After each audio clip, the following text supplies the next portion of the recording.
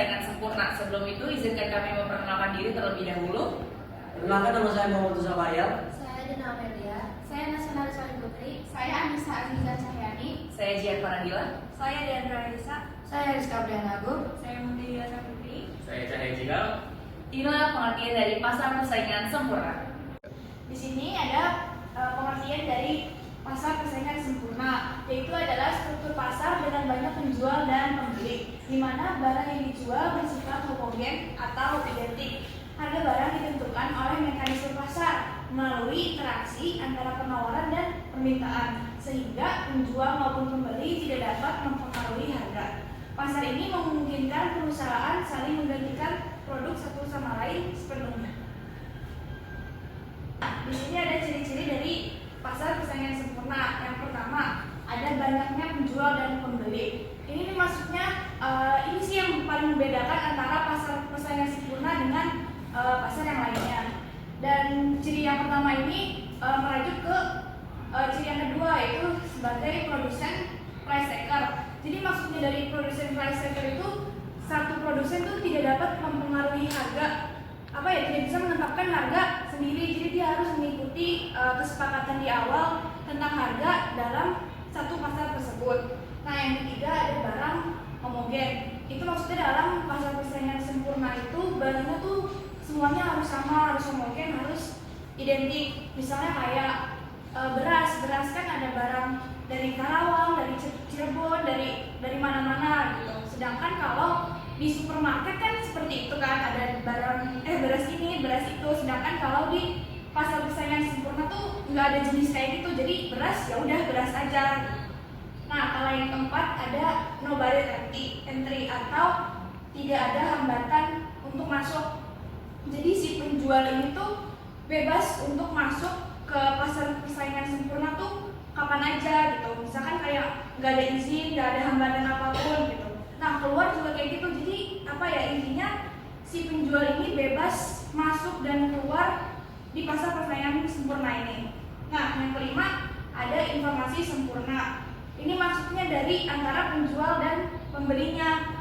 Jadi si pembeli dapat mendapatkan informasi yang lebih banyak dari si penjualnya gitu. Misalkan kayak barang tersebut informasinya apa aja, latar belakangnya, atau harganya modalnya berapa tapi dijual segini, seperti itu. Oke, selanjutnya ada kelebihan pasar persaingan sempurna. Yang pertama, tidak ada persaingan di pasar karena pasarnya bersifat homogen atau barang yang dijual serupa. Yang kedua, penjual tidak perlu memasang iklan untuk promosi karena informasinya sudah sempurna. Yang ketiga, harga barang dan jasa yang dijual ditentukan oleh semua penjual dan pembeli secara bersamaan atau yang disebut sebagai price taker. Yang keempat, harga didasarkan pada transaksi tawar-menawar antara penjual dan pembeli. Yang kelima, penjual dan pembeli bertindak bebas dalam transaksi. Yang keenam, mampu mendorong efisiensi dalam produksi. Sudah pasti di antara kelebihan pasti ada kekurangannya. Yang kekurangan pertama yaitu pembeli mengalami keterbatasan dalam memilih barang atau jasa. Yang kedua, tidak ada dana untuk melakukan penelitian atau pengembangan produk.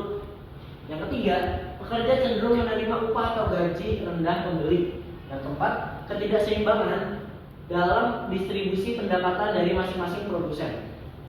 Terus selanjutnya di sini ada contoh pasar persaingan sempurna. Yang pertama itu ada pertokoan parfum. Di sini semua menjual parfum, bisa dilihat di pasar beras dan toko baju di Tanah. Jadi yang selanjutnya ada contoh pasar persaingan sempurna. Yang pertama ada pasar hasil perikanan, yang kedua ada pasar sayur dan buah. Di sini bisa dilihat kalau yang diperjualbelikan barangnya itu hanya satu, yang itu bersifat homogen. Nah, di sini juga dilihat cuma ada sayur dan buah juga. Nah, kalau misalkan sudah terkena merek, itu sudah bukan merupakan pasar persaingan sempurna. Berikut ini adalah contoh-contoh kasusnya. Yang pertama menjelaskan oleh Cikal. Nah, kita contoh kasus pertama adalah pasar pertanian. Pasar pertanian ini contoh produknya seperti gandum, beras, ataupun jagung. Nah, dalam pasar ini menjual produk yang serupa, jadi homogen gitu. Nah, mereka tidak memiliki kekuatan pasar untuk mempengaruhi harganya. Namun harga produk ini ditentukan oleh penawaran dan permintaan. Yang kedua ada pasar produk komoditas. yaitu pasar seperti pasar kopi atau minyak juga dapat dianggap sebagai contoh pasar sempurna. Produk yang dijual dalam pasar ini adalah homogen dan banyak penjual serta pembeli yang berpartisipasi sehingga tidak ada satupun pihak yang dapat mendominasi pasar. Ini adalah contoh soal pertama dari pasar persaingan sempurna. Pada pasar persaingan sempurna diketahui harga barang P sama dengan 25 dan TC sama dengan 0,2 Q kuadrat ditambah 6 Q ditambah 5. Lalu carilah profit maksimalnya. Untuk mencari profit maksimal itu pertama rumusnya adalah P sama dengan TR dikurangin TC. Kita masukkan dulu soalnya. TR itu adalah P dikali Q. Jadi ini P-nya sudah diketahui 25 dikali Q jadi 25 Q dikurangin TC-nya sudah diketahui 0,2 Q kuadrat ditambah 6 Q ditambah 5. Lalu turunan pertama dari 25 Q adalah 25 dikurangin turunan pertama dari 0,2 Q kuadrat adalah 0,4 Q.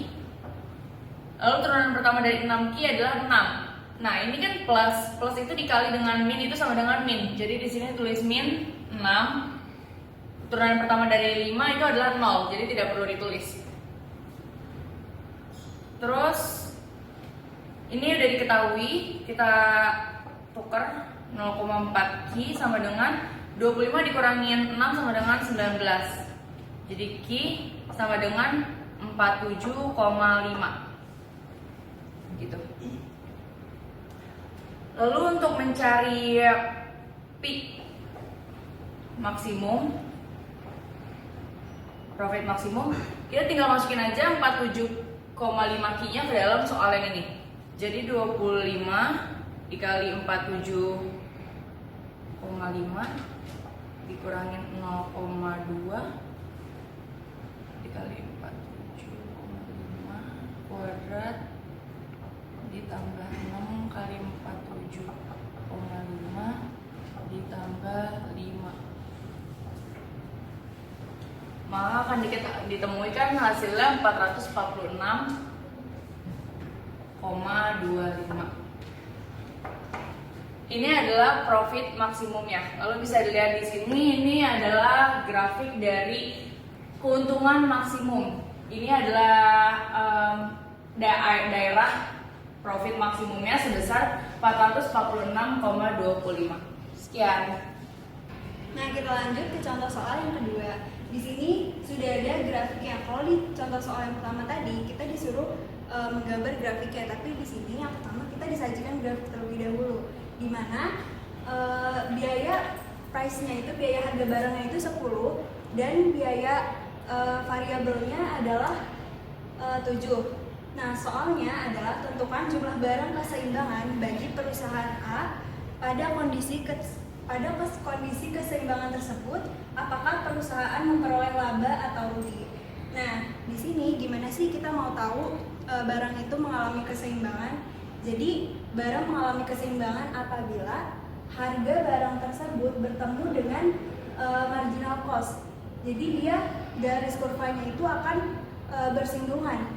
Nah, di sini kan diketahuinya ini garis price-nya kan di sini. Nah, di sini garis marginal cost-nya. Jadi keseimbangannya adalah di titik 100. Jadi jumlah barang keseimbangannya adalah 100 unit. Dan apakah perusahaan tersebut memperoleh laba atau rugi? Nah, gimana sih caranya tahu perusahaan itu mengalami laba atau rugi? Nah, caranya gini teman-teman. Jadi ini adalah harga barang yang kita akan jual per unitnya, dan ini adalah harga biaya rata-rata yang kita keluarkan untuk memproduksi barang tersebut. Jadi kalau misalkan harga barang di atas harga rata-rata, itu akan berarti kita akan memperoleh laba gitu. Lanjut ke soal yang kedua, yaitu tentukan besarnya laba atau rugi yang terjadi pada perusahaan A pada kondisi keseimbangan tersebut. Nah, mau dijeda dulu gak? Kenapa dijeda? Lu kayaknya kepegelan gitu loh. Enggak. Udah. Gue nahan sendawa dari tadi. Udah sendawa dulu deh. Nah, soal yang selanjutnya yaitu tentukan besarnya laba atau rugi terjadi pada perusahaan A pada kondisi keseimbangan tersebut. Nah, ini ada rumusnya, yaitu I sama dengan TR dikurang TC, di mana TR itu adalah total revenue atau total penerimaan dikurang dengan total cost atau total biaya yang dikeluarkan. Nah, TR ini rumusnya adalah P dikali Q, dan rumus TC adalah AC dikali Q.